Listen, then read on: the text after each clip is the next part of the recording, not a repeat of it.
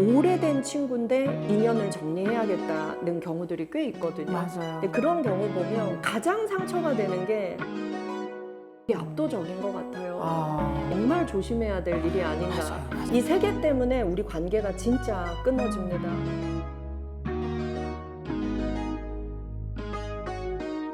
안녕하세요, 셀코TV 구독자 여러분. 오늘은 배경도 좀 다르죠. 예, 셀코의 스튜디오를 벗어나서 더 좀 화사한 곳으로 좀 옮겨 나왔습니다. 여기는요, 우리 셀코 가족에게 아주 익숙한 박산미 교수님이 계신 힐링 캠퍼스로 왔습니다. 교수님 반갑습니다. 반갑습니다. 네. 어서 오세요. 네. 혹시 그거 아세요? 네. 제가 얼마나 좋아하는지. 뜬금없이 애정 고백부터 한번 시작을 해봅니다. 예. 사실 이제 일단 주제를 말씀드리기 전에 최근에 셀코TV에서 이제 다룬 질문이에요. 네. 나이 들수록 더 중요한 관계는 친구다? 아니다? 가족이다? 저는 사실은 반반이 제일 적합하긴 한 것 같아요. 반반이다. 네. 친구만하고도 좀 살기도 그렇고 네. 가족이 있는데 네. 또 가족 때문에 친구 만나는 거 희생할 수 없고 해서 네. 그냥 반반. 교수님은요? 저는 이제 저 개인적으로도 네. 그렇고 상담을 많이 하다 보니까 네. 가족도 가족 나름, 친구도 친구 나름이다. 그게 정답이에요. 네, 맞아요, 그래서 맞아요. 나이 들수록 제일 네. 마음 편하고 또 만나고 나면 내가 참 잘 살고 있구나, 네. 참 괜찮은 사람이구나를 느끼게 해주는 사람이 가족이라면 축복, 친구라면 그것도 참 감사한 일 아닐까 생각을 맞아요, 합니다. 맞아요. 네. 어떻게 보면 저희를 위해서 참 잘해주고 있고 너무 은혜스럽기도 하지만 네. 가장 비수를 찌르고 맞아요. 가장 찬물을 끼얹는 게 네. 그 두 부류인 것 같아요. 그러니까 그 가족의 한마디에 막 허물어지고 친구의 말 한마디에 평생 트라우마로 시달린 분들 많을 것 같아서. 맞아요. 근데 요즘 뭐 스님들, 목사님, 신부님까지 뭐 친구 다 필요 없다, 가족도 필요 없다, 뭐 이런 분도 있는데 가족 때문에 상담 받으러 오시면 많죠. 압도적입니다. 네, 그래서 예. 가족이 진짜 사랑하는 관계여야 하는데 가장 상처가 되는. 근데 제가 가족들 만나보면요, 사랑하지 않는 가족은 없는 것 같아요. 그런데 서로 오해도 많고 오래된 섭섭함도 많고. 네. 그래서 알아야 서로 사랑하기가 쉬운데 서로의 마음을 너무 모른다. 네. 그래서 몰라서 서로 미워하고 오래된 또 한이 많지 않나. 네. 근데 대화를 통해서 화해하고 더 좋은 관계로 나아가는 그런 분들도 많이 있으세요. 네. 근데 뭐 한마디 대화로 확 풀리진 않잖아요. 그렇죠. 한국 사람들이 가까운 관계일수록 진심을 참 털어놓기가 어려운 그런 마음을 갖고 있는 것 맞아요, 같아요. 맞아요. 네, 그리고 가족에게 내가 덕보고 싶은 마음이 있을수록 섭섭함과 억울함이 커지는 것 같아요. 기대를 또 하잖아요. 맞아요. 가족이니까. 사실은 뭐 딴 사람들이 안 보면 그만이지만 네. 가족과 절연하면 패륜이라고 또 이렇게 멍해를 씌우는 네. 분들도 많아서 네. 어떻게든 유지해 보려고 가족 네. 관계를 유지해 보려고 다 애를 쓰기도 하잖아요. 가족 관계가 좀 단단해져야 된다는 건 수많은 연구 네. 자료도 밝혀져 있잖아요. 네. 근데 왜 나이 들수록 우리가 기대하는 바로는 나이 들면 뭐 더 성숙하고 뭐 부록 뭐 이런 거 넘으면 굉장히 어른이 돼야 될 것 같은데 이게 왜 더 어렵죠? 사실 우리가 나이 든다고 해서 인간관계의 기술, 소통의 기술이 네. 더 깊어지고 넓어지는 건 아닌 것 같아요. 네. 그래서 저는 나이 들수록 소통을 더 배워야 된다. 그리고 우리가 가족 사이에 한국 가족들만 많이 쓰는 특이한 그 대사들이 있어요. 네. 제가 대학원에서 심리학 가르치는데요. 70%가 유학생이거든요. 근데 이 유학생들이 저한테 알려준 거예요. 한국 사람들 우울증 그리고 막 자존감 낮음 왜 그런지 드라마 영화 보고 알았대요. 한국인들은 너무 착하고 자기보다 타인을 배려하는 거에 너무 익숙하다. 자기를 돌볼 줄 모른다. 예. 그런데 한국 사람들을 가만히 보면 이 대사를 너무 많이 쓴대요. 말 안 해도 알아주는 게 사랑 아니야? 이 말을 너무 많이 쓰더래요. 맞아. 가족들 사이에 제일 많이 쓰고 가까운 친구 사이에도 그걸 꼭 말로 해야 돼? 물어보는 거예요. 선생님, 한국은 학교 다닐 때 독심술을 가르치나요? 물어보는 거예요. 어떻게 말 안 하는데 그 마음을 알아줘요? 그래서 그 대사와 더불어서 한국 드라마 영화에 가까운 사람들끼리 섭섭하다는 대사를 너무 많이 쓰더래요. 그래서 저는 가족 사이에 우리가 섭섭하고 속상하고 억울하고 이것도 너무 내 마음을 표현하지 않고 말 안 해도 알아주길 바라는 그런 환상과 기대 때문에 우리의 관계가 더 멀어지고 나이 들수록 너무 억울함과 섭섭함이 더 커지는 게 아닌가 이 생각도 많이 합니다. 너무 공감을 하고요. 네. 저는 뭐 기자 생활을 30여 년 하면서 네. 언어로 표현하는 훈련에 익숙한 사람임에도 불구하고 네. 가족 관계가 딱 맞아요. 되면 맞아요. 뭐라고 말로 표현을 해야 될지를 모르겠는 거예요. 맞아요. 그러니까 저 사람 이상한 사람이야라고 무시를 치거나 친구한테 속상하면 몰라 할 수 있지만 어떻게 엄마가 네. 우리 딸이 왜 나한테 하다못해 최근에는 손자가 저한테 한 말까지 걔가 뭘 네. 알겠어요. 지금 네, 작가님 말씀 속에서 또 답이 하나 나왔어요. 예. 말 안 해도 알아주는 게 사랑 아니야? 그 다음에 한국인들이 많이 쓰는 대사가 내가 너한테 어떻게 했는데 그러니까 이거래요. 3위가. 죽을 때까지 끊지 못하는 단어 중에 하나일 것 같아요. 그래서 외국인들은 네. 한국 드라마 보면서 아니 저 말을 왜 참고 참다가 너무 속상할 때 하냐. 네. 평소에 내가 이렇게 해줘서 고맙지, 내가 이렇게 헌신한 거 알아줄 거지 이렇게 말하면 안 되냐고. 맞아요. 네. 평소에 생색도 좀 내고 깨우쳐 주기도 하고. 맞아요. 그다음에 은근히 저희가 억압을 받고 자랐어요. 우리 감정 표현하는 네, 건. 맞아요. 그러니까 최근에 나온 그 딸바보, 네. 아들바보라는 단어는 네. 있을 수가 없었어요.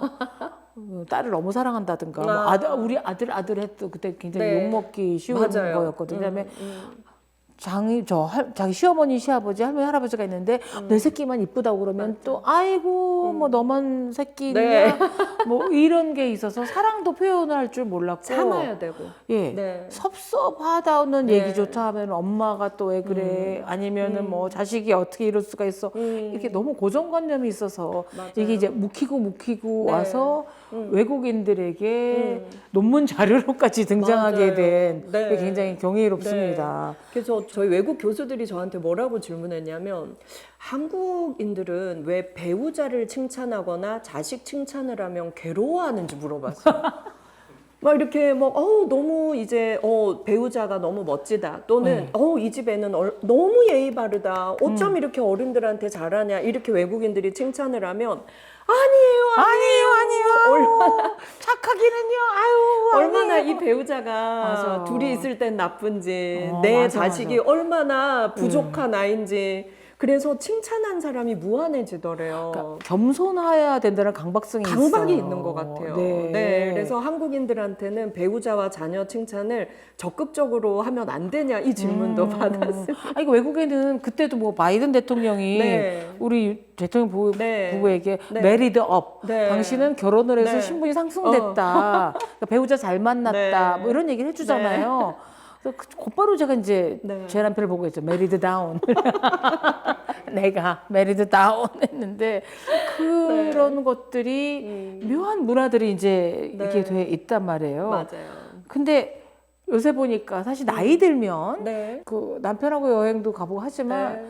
재밌는 건 역시 친구더라고요. 친구다. 네. 네. 나이 들어서부터 친구가 만남은 잦지만 잦다 보니까 또 우리가 실수를 해서 50년 우정이 무너지기도 그렇죠. 하고 그렇죠. 예, 왼수가 네. 되기도 하고 네. 네. 그렇게 된 게 많아요. 네. 어떻게 해야 돼요? 나이 들수록 네. 친구끼리 나이 들수록 좀 더 유치해지는데 맞아요. 우리가 저는 네. 나이 들수록 우리가 말조심을 해야 된다라고 맞아. 생각을 합니다. 여자분들은 60대 이후에 친구들하고 더 많이 어울리시는 것 같아요. 네. 그래서 친구 사이의 갈등 때문에 많이 문의를 하시고 남자분들은 60대부터는 무조건 가족 문제예요. 내 배우자, 내 자녀와의 관계. 근데 여자분들이 와서 얘기하시는 거 들어보면 오래된 친구인데 인연을 정리해야겠다는 경우들이 꽤 있거든요. 맞아요. 근데 그런 경우 보면 가장 상처가 되는 게 자식 자랑. 이게 압도적인 것 같아요. 아, 예. 상처를 받는군요. 네, 그래서 정말 자식 자랑은 친구가 먼저 네 자식 잘 됐다, 부럽다, 너무 좋다 이렇게 칭찬을 해줄 때는 감사히 받고 밥을 사고 내가 먼저 내 자녀 자랑을 하는 건 정말 조심해야 될 일이 아닌가. 맞아요. 관계 끊기는 1순위 압도적인 맞아요. 것 맞아요. 같아요. 네. 남편 자랑이나 부인 네. 자랑해도 얄밉긴 해요. 근데 60대가 넘어가면 네. 또 네. 피해야 될 자랑이 네. 있어요. 네. 손주 자랑. 왜냐하면 네. 손주가 없는 친구들이 있거든요. 맞습니다. 네. 결혼을 자녀들이 네. 안 했거나 네. 했는데 네. 안 생겼거나 안 네. 낳기로 했거나 근데 그거 중에서 막 손주 네. 사진 보여주고 맞아요. 예, 뭐 이거 너무 중요한 얘기예요. 타격을 받아서 네. 저 문정희 씨 네. 친해서 아, 얼마 네. 전에 만났는데 네. 그분은 제 네. 딸의 결혼식 네. 주례를 서주신 네. 선생님이라서 너무 이물 없이 선생님 제 손자가 이렇게 컸어요. 그러니까 선생님이 주례 주신 그 커플이 이제 애가 네. 이게 컸어요. 보여줬어요. 네. 네. 네. 뭐 잘생겼거나 똑똑해서 네. 아니라 그냥 이게 컸다라는 데 아유 이쁘네 하고 이제 또 제가 그 아이가 뭐 이런 말을 했다. 근데 그 선생님이 아우 진짜 막 덕담을 해주시더니 근데 인경 씨 친구들한테 가서는 손주 자랑하지 마. 그때 네. 뜨끔했어요. 그래서 네. 제가 또 이제 혀를 깨물었으면 됐을 텐데 선생님이니까 하죠라고 했지만 그랬더니 그분이 조심을 나한테 앞에서도 조심을 해야 친구들 앞에서도 안 하게 돼.